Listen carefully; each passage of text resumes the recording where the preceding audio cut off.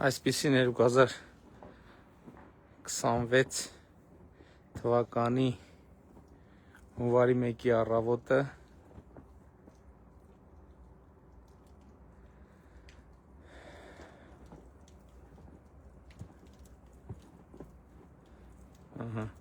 Այսպիսին 2026 թվականի հունվարի 1-ի առավոտը Հայաստանի Հանրապետության վարչապետի կեցավայրում ես սենց տեսարան ճիշտն ասած շատ վաղուց չեմ հիշում։ Իհարկե պարզ է, որ այսօրվա ձյունը բազմաթիվ տրանսպորտային եւ այլ խնդիրներ կարող է առաջացնել, բայց շատ լավ առավոտ եմ համարում ամանորյա, որովհետև ձյունը իր հետ կարծես բերում եւ վերահաստատում է խաղաղությունը, բայց ուզում եմ նաեւ մեկ-երկու տպավորություն կիսել ձեզ հետ։ Հիմա որտեղից էր փոխվում, հեսա։ Բարելույս ձեզ, ժողովուրդ ջան, կրկին շնորհավորում եմ ամանորը եւ շնորհավորում եմ երեկվա շատ գեղեցիկ երեկոյի եւ նոր տարվա դիմավորման արարողությունների առիթով երեք մեր տվյալներով, մեր ծառայությունների տվյալներով Հանրապետության հրապարակում ժամը 12:00-ի, այսինքն նոր տարվա ամանորի պահին, նոր տարվա գալու պահին 21000 մարդ ա եղել շուրջ Հանրապետության հրապարակում եւ սա իսկապես կարծում եմ շատ հետաքրքիր է, որովհետեւ մենք պահպանելով մեր բոլոր լավ ավանդույթները ամանորի հետ կապված, նաեւ նոր ձևեր եւ կոմպոնենտներով հարստացնում ենք այդ ավանդույթը եւ ըստ էության երեկվա այդքան բազմամարդությունը նոր տարվա գիշերվա Հանրապետության հրապարակում ընկալում ենք նաեւ որպես ուղերձ, որ նման միջոցառումների պահանջարկը Հանրապետության հրապարակում ամանորի գիշերը մեծանում է եւ իհարկե կառավարություն, Երևանի քաղաքապետարան, մասնավոր հատվածի հետ համագործակցությամբ հետագայում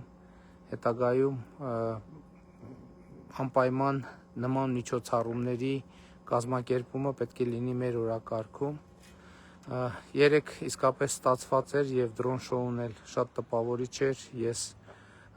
անձամբ այնտեղ էի եւ հետեւում էի մարդկանց տրամադրությունը շատ լավ էր, շատ բարձր էր, շատ պոզիտիվ էր, բազմաթիվ զբոսաշրջիկներ կային։ Ես ձեզ ուզում եմ անկեղծ էլ ասեմ, որ երբ որ դուրս էինք գալիս Հանրապետության հրապարակ, ես սպասում էի, որ ավելի շատ օտարերկրացիներ պետքա լինեն, քան հայաստանցիներ, բայց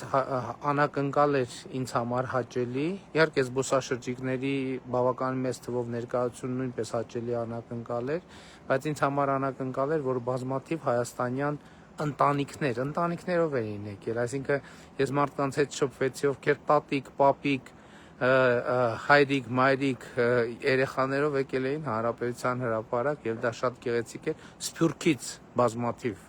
բազմաթիվ ընտանիքներ կային, ես գոնե անձամբ հասցրեցի շփվել ընտանիքների, ովքեր Ռուսաստանից են, Միացյալ Նահանգներից են եւ իհարկե բազմաթիվ զբոսաշրջիկներ այլ երկրներից։ Կարճ ասած, ինչ եմ մտելով եթեր, կարճ ասած ասելու, որ շատ ուրախ եմ, որ 2026 թվականը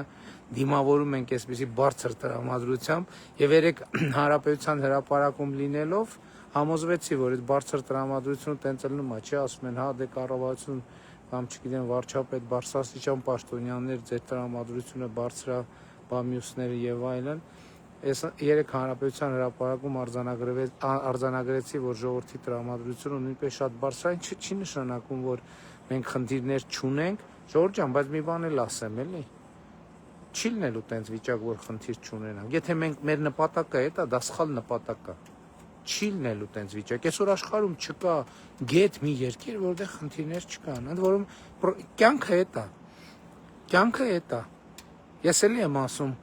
դա էտել է կարևոր արձանագրում։ Երբ որ մի խնդրեմ լուծում ես, էլի այդ օրինակը ես շատ սիրում եմ։ Երբ որ մի խնդրեմ կա, որը չես լուծե, քո սեղանին, քո օրակարգում մնում է այդ մի խնդրեմը, մի տարի, 2 տարի, 3 տարի, 4 տարի, 5 տարի, 10 տարի, 20 տարի, 30 տարի։ Հետո երբ որ այդ խնդրեմը լուծում ես, թվում է թե դա հաջողություն է։ Բայց այդ խնդրեմի ու դա հաջողություն է, բայց այդ խնդրեմի լուծումից հետո գալիս է առաջանում է 3 նոր խնդրեմ, որը պետք է լուծես։ Հիմա եթե 3 խնդրեմները չլուծես, սեղանիդ էլի մնալու է 3 խնդրեմ։ Մի տարի, 2 տարի, 10 տարի, 30 տարի, բայց այդ խնդրեմները լուծես, ամեն լուծած խնդրեմ իր հետ բերելու է 3 խնդրեմ։ Այսինքն խնդրեմի արկայությունը, խնդրեմի ի հայտ գալը եւ դրանց հետ առնչվելը, դա է կյանքը եւ զարգացումը, ուրիշ մոդել չկա կյանքի եւ զարգացման։ Հետևաբար խնդրեմներին ես առաջարկում եմ 2026 թվականի հունվարի 1-ին պայմանավորվենք մի բան։ Եկեք խնդրեմներին վերաբերվենք որպես մեր կյանքի առօրյայի մաս, որով մենք ուղղակի պետք է զբաղվենք։ Եթե այդ խնդրեմները չլինեն, որով մենք պետք է զբաղվենք, մեր կյանքը կլինի անհետաքրքիր եւ անիմաստ, որովհետեւ հենց բանականության, գիտակցության, քաղաքակրթության նպատակները խնդրեմներ լուծելն է, որովհետեւ քաղաքակրթությունը ինքը նաեւ խնդրեմներ ստեղծող երևույթ է։ Քաղաքակրթությունը ինքը զարգացումը խնդրեմներ ստեղծող երևույթ է։ Բայց քաղաքակրթությունը եւ զարգացումը խնդրեմը լուծում ես, ուրիշ խնդրեմ է գալիս, լուծում ես, ուրիշ խնդրեմ է գալիս եւ այդպես շարունակ։ Հիմա էլի երկարումա կներեք։ Ինչ ասեմ, ասենք մենք երբ որ դպրոցի կառուցման խնդիր ունեինք, ասենք օրինակ, ֆինանսական միջոցների խնդիր կար բյուջեն, խնդրեմ էր, լուծեցինք այդ խնդիրը։ Հետո եկավ երկրորդ խնդրեմը, բա ինչպես կառուցենք, ինչպես կազմակերպենք այդ ծավալի աշխատանքը։ Եվ այդ ընթացքում շինարարության որակի խնդիրներ ի հայտ եկավ։ Եվ այդպես շարունակ։ Հիմա շինարարության որակի խնդիրներ լուծեցինք, 300 դպրոցը կառուցում ենք, կավարտենք 2026 թվականին, եւ պարզվեց 300 դպրոցը մեզ անհրաժեշտ է ընդամենը 20%-ն է, եւս 300 Հայաստանի բոլոր դպրոցները ըստ էության պետքա կամ նորը կառուցվեն, կամ հիմնանորոգվեն, կամ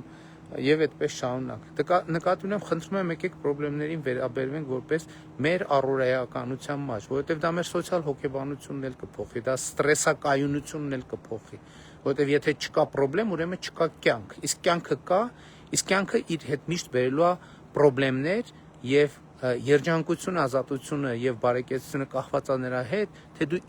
ինչպես ես կարողանում առնչվել այդ խնդիրների հետ, ինչպես ես կարողանում լուծել այդ խնդիրները։ Այդ խնդիրների լուծման առաջին կարևոր ձևը եւ մոտեցումը պոզիտիվ մոտեցումն է։ Քո ներքին համոզմունքը, որ դա քո աշխատանքն է, դու կանես այդ աշխատանքը, պետք է լինի գիշերները չես քնի, բայց կանես քո աշխատանքը, կլուծես այդ խնդիրը եւ այդ աշխատանքի, այդ խնդրի լուծման եւ այդ աշխատանքի, այդ չարչարանքի արդյունքը կլինի հաջողության բերկրանքը, կլինի ձեռքբերման բերկրանքը, կլինի բարեկեցությունը, կլինի ազատությունը, կլինի երջանկությունը, կլինի ինքնիշխանությունը, անկախությունը, պետականությունը եւ պետականության հարատեվությունը։ Հիմա ամփոփելով ուզում եմ շնորհավորեմ եւս մեկ անգամ բոլորիդ ամանորը եւ Սուրբ Ծնունդը եւ սիրում եմ բոլորիդ։